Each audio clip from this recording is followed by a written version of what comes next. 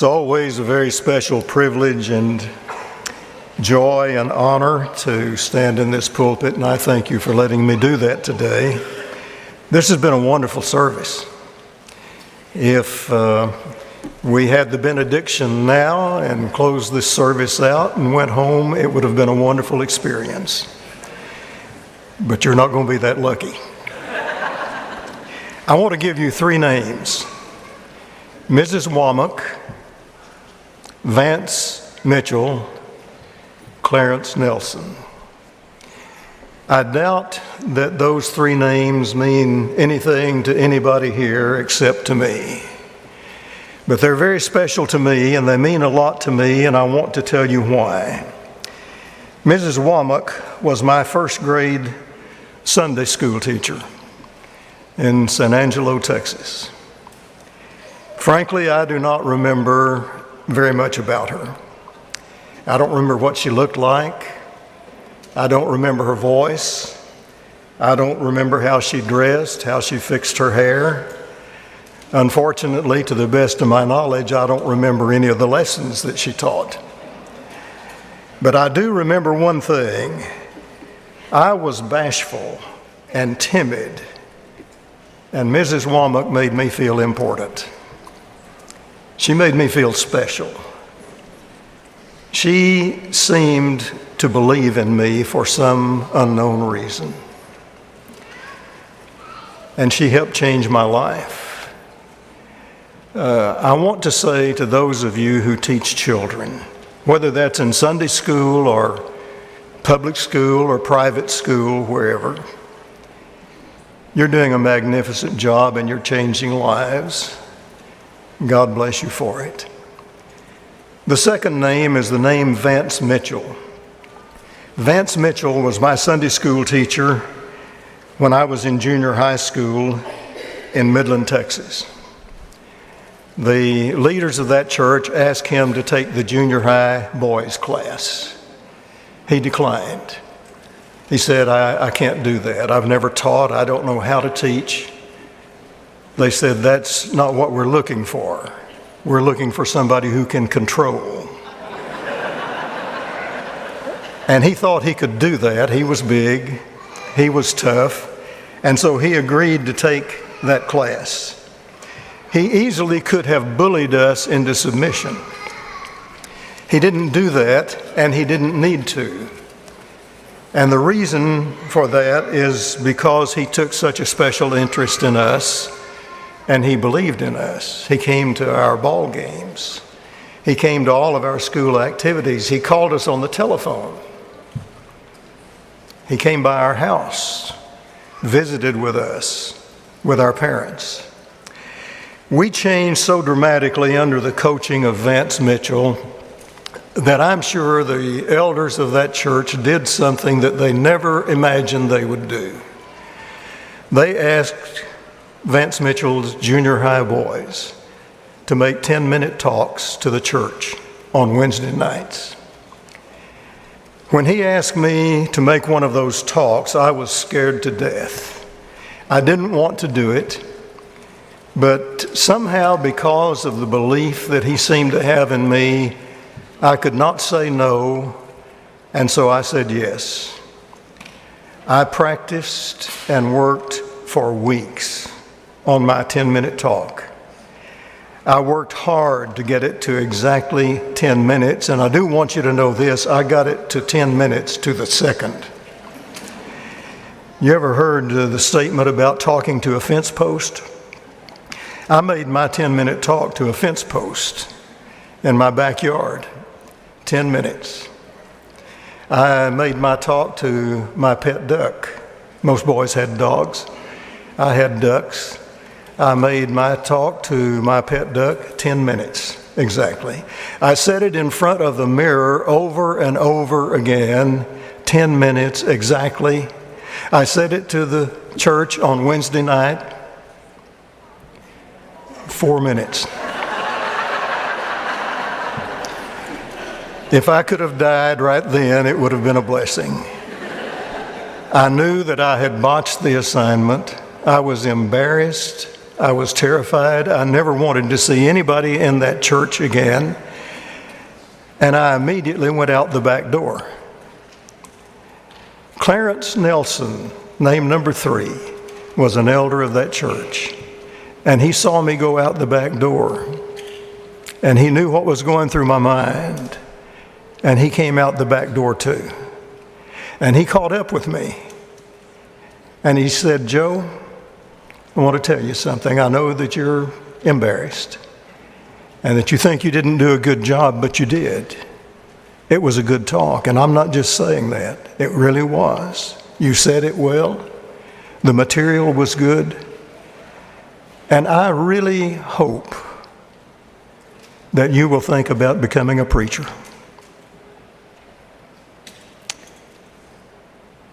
I don't know how much influence those 3 had in my life in the decision to become a preacher, but it was considerable. And they believed in me, and I am so very grateful for what they did for me. Mrs. Womack, Vance Mitchell, Clarence Nelson, God bless them. I preached the funeral services for the last 2 of those. You need somebody to believe in you.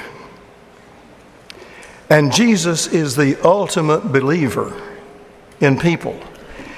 He saw star quality even in poor performance. And I want to illustrate that by reminding you of 2 stories that you're well acquainted with. Early one morning, the religious bigwigs stormed through the streets of Jerusalem, dragging a woman to her appointment with death. They charged through the temple doors where Jesus was teaching a group of people. And they drugged that woman right to the point of Jesus in front of that crowd. And they shoved her to the floor at the feet of Jesus, interrupting his teaching. And they shrieked, "We caught her." We caught her in bed with her neighbor's husband. The law says to stone her. What do you say? Nothing. That's what Jesus said, nothing. Instead, he stooped and he began writing in the dirt on the floor with his finger. And they, horrified by the snub, screeched again, "The law says to stone her. What do you say?" Slowly he stood. Distinctly he spoke. "Let the one among you who has never sinned throw the first stone at her."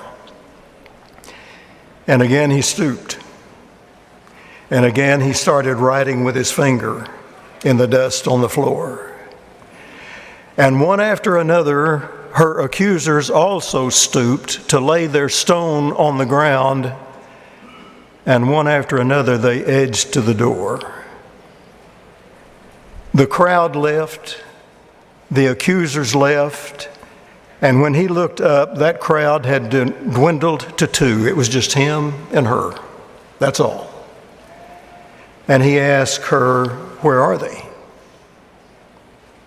Has no one condemned you?" She said, "No, sir." And he said, "Neither do I. Go now and leave your life of sin." What had begun, I suspect, as the darkest day of her life became the brightest because he gave her a chance at a new life. He knew her sin, but he knew something else as well. He knew that her life was an unfinished story. And he gave her a new page, a fresh one, on which to begin the next chapter. Have you ever wondered, by the way, what he was writing whenever he stooped and was writing in the sand on the floor? I've wondered many times. I suppose he could have just been killing time by doodling, but I don't think so. I'll give you my guess, as long as you understand it's a guess because the Bible doesn't tell us. I have a feeling that maybe he was writing something that he wanted her accusers to see. I have a feeling that maybe he was countering their question with one of his own. Why is she alone? Where is the man? Why didn't you bring the man? Or maybe he was scribbling the sins of her censors. Maybe he was forcing them to face their own less than laudable lives, their hypocrisy, their lusts. They had swaggered into the temple spouting the law. The law says to stone her. What do you say? You know, from a purely legal standpoint, they were accurate. Deuteronomy says it. Stone her. And Jesus did not deny that. But what he did with 15 words, he qualified the critics. 15 words. Let the one among you who has never sinned throw the first stone at her. And in doing that, he forced them and us to look at law through the lens of morals. You want to kill her? You're judicially justified. Are you morally qualified? Your hands are clean. Is your heart? Are you fit to judge her? You want to stone her? Go ahead. Stone her. But put your best man forward. The man who has never sinned. Let him throw the first stone. I don't know if that makes you as uncomfortable as it makes me. It makes me uncomfortable for this reason because, number one, they had the goods on her. And I have passed judgment with far less than that. In my own mind, if not outwardly, and maybe outwardly as well, I have passed judgment on somebody's behavior with flimsy evidence, with gossip, with suspect sources, with callous speculation. You remember the words that Jesus spoke to those religious leaders in Matthew 23? He said, "Woe to you, Pharisees, and you religious leaders. You're like beautiful mausoleums full of dead men's bones and foulness and corruption. You look like saintly men, but underneath those pious robes of yours, you have hearts that are besmirched with every sort of hypocrisy and sin." That's what he said to the leaders. There was only one person in that temple crowd who was qualified to throw a stone at that woman. Just one. Because there was only one person in that crowd who had never sinned. Don't miss this. He neither condoned nor condemned that woman. He did not condone her. He called her sin what it was, sin. Somehow, most of us feel compelled when we know the behavior of a person of either condoning or condemning that. Jesus did neither of those things. No, he did not condone her sin. He called it sin because he loved her too much to sanction her destructive behavior in the name of compassion. He wasn't going to do that. But neither did he condemn her. He knew that she had made some really sorry choices, that she had taken some terribly wrong turns. But he also knew that her life was an unfinished story, and so he offered her another chance. He gave her a fresh start. Fact is, we don't know what that woman did after her encounter with Jesus. Jesus said to her, "Go and leave your life of sin." Did she do that? I don't know. I know she could have. Jesus does not ask the impossible. He doesn't make empty promises and vain hopes. She could change if she wanted to, just like I can, just like you can, if we want to. See, our life, like hers, is an unfinished story. I don't know where you are in your life, but I know as long as you're breathing, it's an unfinished story. And whenever you're ready to write the next chapter, he has a fresh page for you. Now, story number 2. I want us to eavesdrop on a conversation between Jesus and Simon Peter. You saw some of it on the screen a little bit earlier. Jesus said, "Simon, listen, Satan is going to test you." Jesus knew that Satan was going to win the first round in that fight. He knew that Peter was going to kiss the canvas. Peter didn't buy that. He said, "Lord, I'm ready to go to prison with you. I'm ready to die with you." And Jesus, in essence, said, "Really, Peter? Really?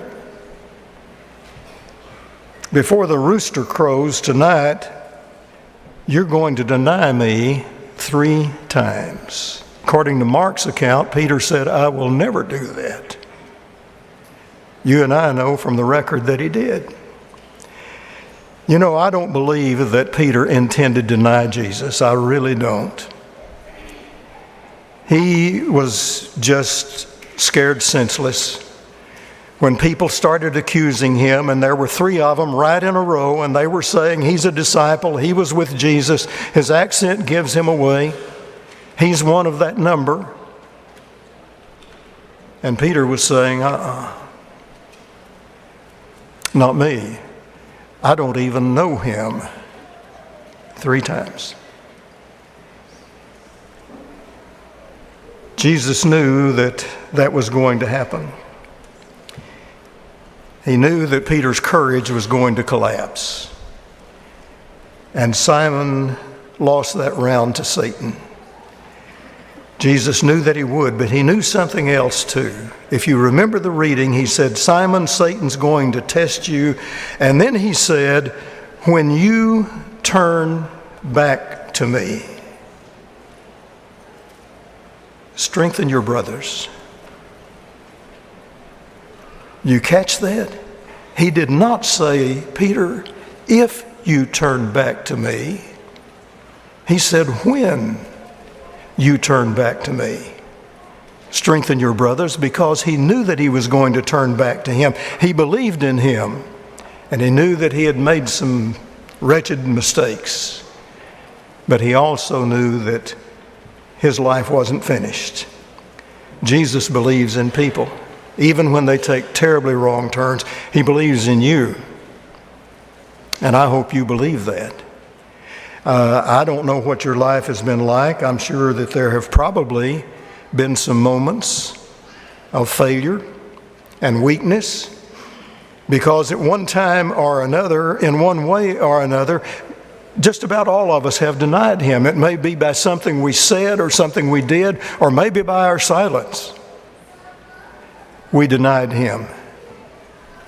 But the fact is that we can come back if we have the courage, regardless of the promises that we've broken, regardless of the stumbles, regardless of the mistakes that we've made.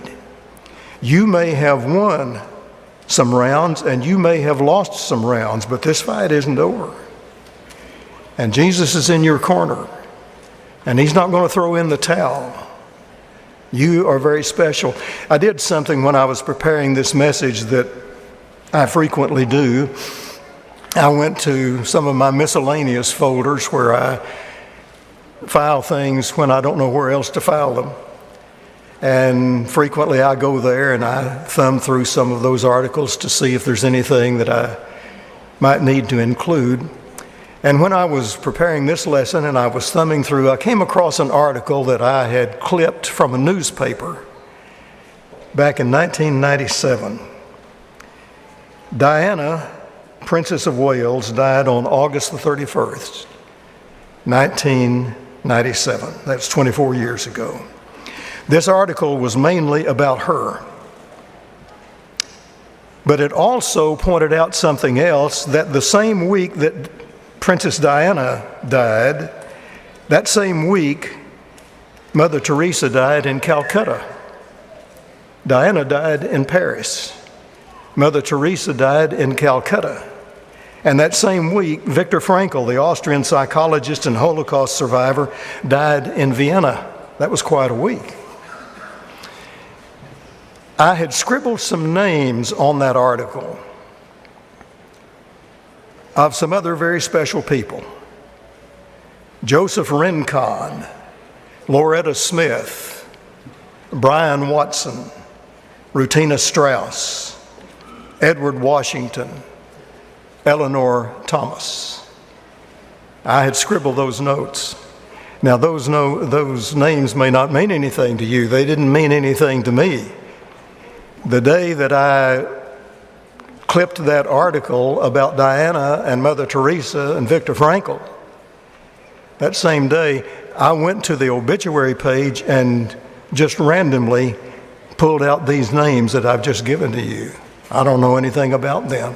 As far as I know, they were totally unknown except to family and friends. But every one of them was just as special to God as those three we mentioned. That's the way it is. Paul said God has no favorites, Galatians 2. I don't know what your life has been like. I'm pretty sure there have been some painful things. I'm sure there are some things that people know about, and I'm sure that there are some things that nobody knows about except you. You may have been mistreated. You may have been neglected. Somebody here may have been mistreated and neglected by parents, by friends. It may very well be that there is someone sitting here today who was abused or abandoned by someone who had promised to be yours for better or for worse for life. There may be some place in your past where you were mistreated by your church. Any number of things can happen. It may be that there was a period in your life when you were being put down instead of lifted up, and where you felt pretty worthless. But whatever's happened in your life, you are very special as far as God is concerned. Very special. I want to tell you about Lori. Lori was in the 6th grade. Her classroom was spick and span because this was the day that they would be having year-end conferences where the parents would be coming to the school for a progress report on their child by Mrs. Lake, who was the teacher. And there was a schedule on the whiteboard, the names of all of the children in that 6th grade class. 20 minutes allotted for each one of those conferences so that the parents would know when they were supposed to show up. And Lori's name was the last one on that list. Mrs. Lake had phoned her parents and had sent a reminder letter, but Lori knew that her parents would not come. They didn't come to any of her school activities, and she knew that they were not going to come. Lori's parents had addictions, and many a night this lonely 6th grader fell asleep listening to her parents fight. They acted in the main as if she just didn't exist. Well, one after another, the children were called from that classroom to the hall door, where they were greeted with smiles and hugs from their parents.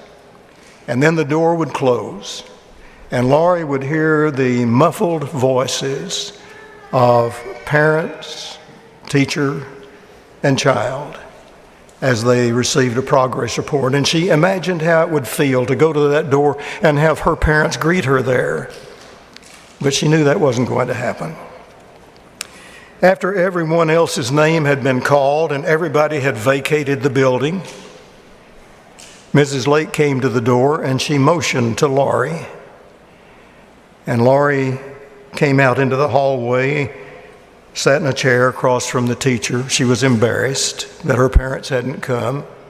She folded her hands. She looked at her feet.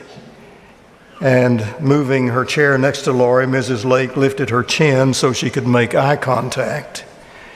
And she said, "Lori, I want to tell you 3 things. Number 1, I want you to know how much I love you. And number 2, I want you to know that it's not your fault that your parents are not here today.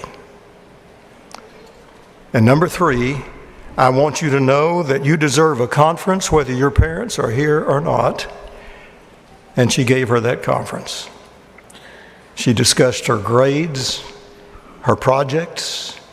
She told her how well she was doing and how proud she was of her.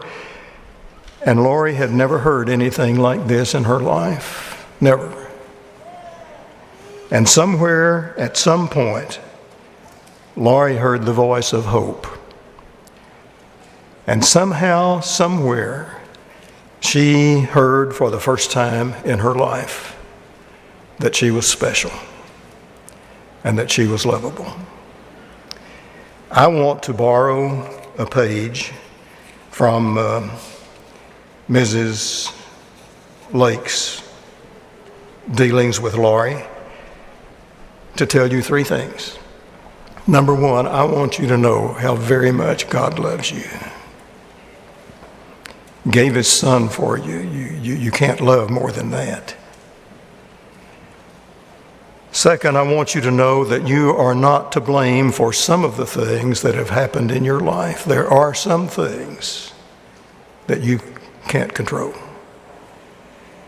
And third, I want you to know how wonderful and special God thinks you are. How very special, so special, that he gave his son and he made it possible for you to have a brand new life. Your life is an unfinished story. And he's ready whenever you are to write a new page. Paul told us exactly how that can happen. He says that we're buried with Christ in baptism. That like as Christ was raised from the glory of the Father, from the dead, that we too may have a new life. Your life is an unfinished story. And I hope you'll finish well. In a moment, we're going to be singing a song. We call it a song of invitation, and that's what it is. One of the elders of this church is going to be down front here. And if you have not made the start that you need to make by being baptized into Christ in order to have the new life, everything's ready. That can happen before we leave this building. Or if you have other needs, you come down from where you are and talk to this elder. Let's stand and sing.